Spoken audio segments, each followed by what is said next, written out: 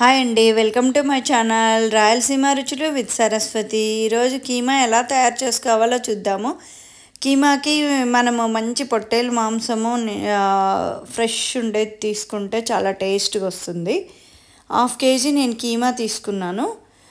కీమా కొట్టించుకొని వచ్చింది. ఇవి ఉల్లిపాయలు ఒక 2 ఉల్లిగడ్డలు, కరివేపాకు, పచ్చిమిరపకాయ, అల్లం వెల్లుల్లి పేస్ట్.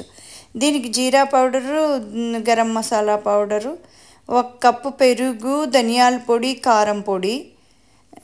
మనం దీన్ని నీట్గా క్లీన్ చేసుకొని వాటర్ వేసుకొని క్లీన్ చేసి పెట్టుకుందాం. ఇప్పుడు స్టవ్ ఆన్ చేసుకొని కుక్కర్ పెట్టుకొని నెయ్యి వేసుకున్నాను. నెయ్యి ఒక 3 స్పూన్స్ వేసుకున్నాను టేబుల్ స్పూన్తో. దీంట్లో రాతి పూత అని నూనెలో వేస్తానండి నేను. ఇది కొంచెం ఇట్లా ఎర్రగా అయిపోయిన తర్వాత కరివేపాకు, ఉల్లిపాయలు వేసుకుంటాను.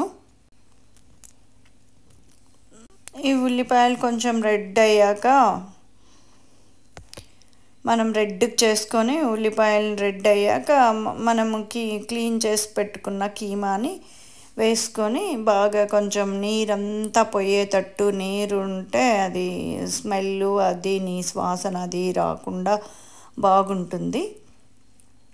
మళ్ళీ నేను 1 కప్పు పెరుగు పక్కన చూపించాను కదా, ఆ కప్పు పెరుగు వేసుకున్నా.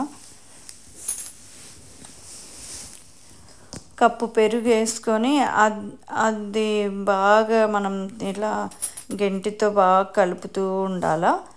తర్వాత అల్లం వెల్లుల్లి పేస్టు, ఇది పచ్చిమిరపకాయ కొత్తిమీర పేస్టు 1 స్పూను, 1 స్పూను అల్లం వెల్లుల్లి పేస్ట్ వేసుకున్నాను. ఇవి కానీ పచ్చివాసన లేకుండా బాగా ఫ్రై చేసుకోవాలి. బాగా నీళ్ళన్నీ ఇంకిపోయేటప్పుడు మనము మళ్ళీ కారం వేసుకోవాలా. కారం నేను బళ్ళారి కారం వాడుతానండి, మేము బళ్ళారిలోనే ఉంటాము.